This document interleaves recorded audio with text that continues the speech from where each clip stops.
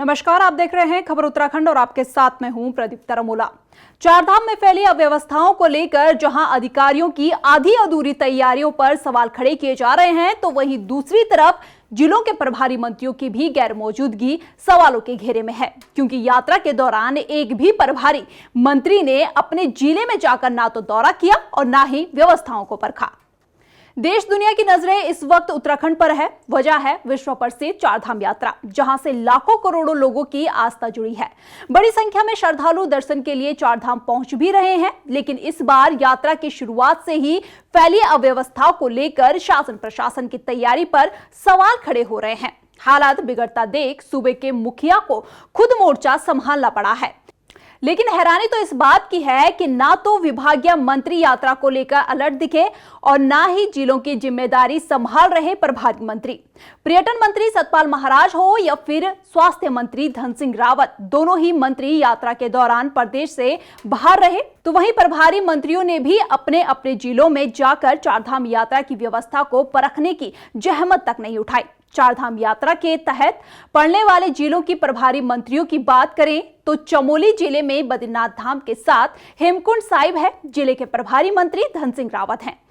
रुद्रप्रयाग जिले के प्रभारी मंत्री सौरभ बहुगुणा है। रुद्रप्रयाग जिले में केदारनाथ धाम पड़ता है, तो वहीं उत्तरकाशी जिले में दो धाम गंगोत्री और यमुनोत्री पड़ते हैं। जिले के प्रभारी मंत्री प्रेमचंद अग्रवाल है, लेकिन अभी तक किसी भी प्रभारी मंत्री ने अपने प्रभार वाले जिलों में जाने की हिम्मत तक नहीं जुटाई है। रुद्रप्रयाग जिले के प्रभारी मंत्री कैबिनेट मंत्री सौरभ बहुगुणा जरूर इन दिनों अस्वस्थ चल रहे हैं, लेकिन उन्हें छोड़ भी दिया जाए तो दोनों जिलों के प्रभारी मंत्री अपने जिलों तक नहीं पहुंच पाए। जिलों का दौरा न करने को लेकर जब कैबिनेट मंत्री प्रेमचंद अग्रवाल से सवाल पूछा गया, तब आचार संहिता का हवाले देते नजर आए। उनका कहना है कि इस दौरान वो अधिकारियों के साथ ना तो बैठक कर सकते हैं और ना ही बिना बैठक के कुछ दिशा निर्देश दे सकते हैं। देखिए, आप जानते हैं कि इस टाइम चुनाव की आचार संहिता प्रभावी है और हालांकि मैं ये भी कहने को तैयार हूँ कि हमारे पहले फेज में हमारा चुनाव हो गया था, उत्तराखंड के अंदर चुनाव हो गया था, लेकिन उसके बावजूद आज की तारीख में जो आचार संहिता है पूर्णतया उसको हम लोग पालन कर रहे हैं, प्रभावी है। मैं लगातार प्रयास कर रहा हूँ कि कैसे मैं उस क्षेत्र में जाऊँ, लेकिन चुनाव आयोग परमिशन इस रूप में नहीं दे रहा है कि आप सरकारी गाड़ी से नहीं जाएंगे, आप वहाँ पे डीएम या किसी अधिकारी को नहीं बुला पाएंगे, तो वहाँ जाके करेंगे क्या? यदि हम अधिकारियों को निर्देशित नहीं करेंगे तो हम करेंगे क्या?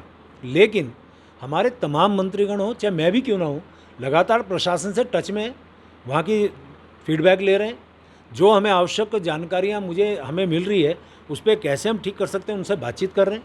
और इतना ज़रूर है कि हमारे अधिकारीगण फिर भी इन बातों को भी देख रहे हैं।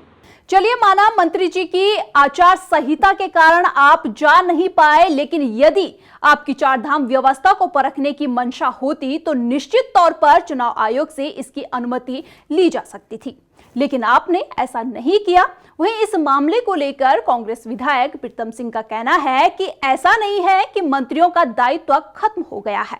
सरकार ने कई निर्णय चारधाम यात्रा को लेकर लिए हैं, अब आचार संहिता का बहाना ठीक नहीं है। आचार संहिता है, लेकिन क्या मंत्रियों का दायित्व समाप्त हो गया है? क्या आचार संहिता के समय सरकार की एग्जिस्टेंस नहीं रहती है? सरकार की एग्जिस्टेंस तो रहती है।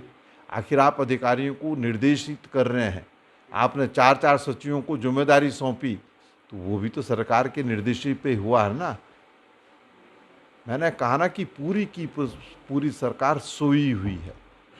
सब लोग चुनाव प्रचार में लगे हैं, उन्हें चारधाम यात्रा से कोई सरोकार नहीं है। आप बताइए मुझे, पर्यटन मंत्री जो है चारधाम यात्रा पर जाते हैं,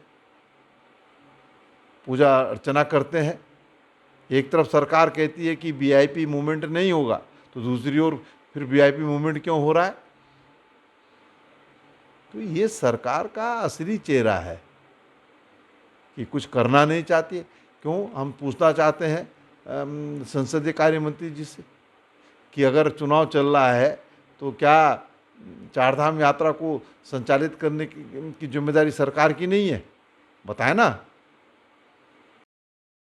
जाहिर तौर पर सवाल तो खड़े होंगे ही, क्योंकि जब सूबे के मुखिया पुष्कर सिंह धामी आचार संहिता के बीच अपने स्तर से कई बड़े फैसले ले रहे हैं, तो फिर प्रभारी मंत्रियों को किसने रोका है?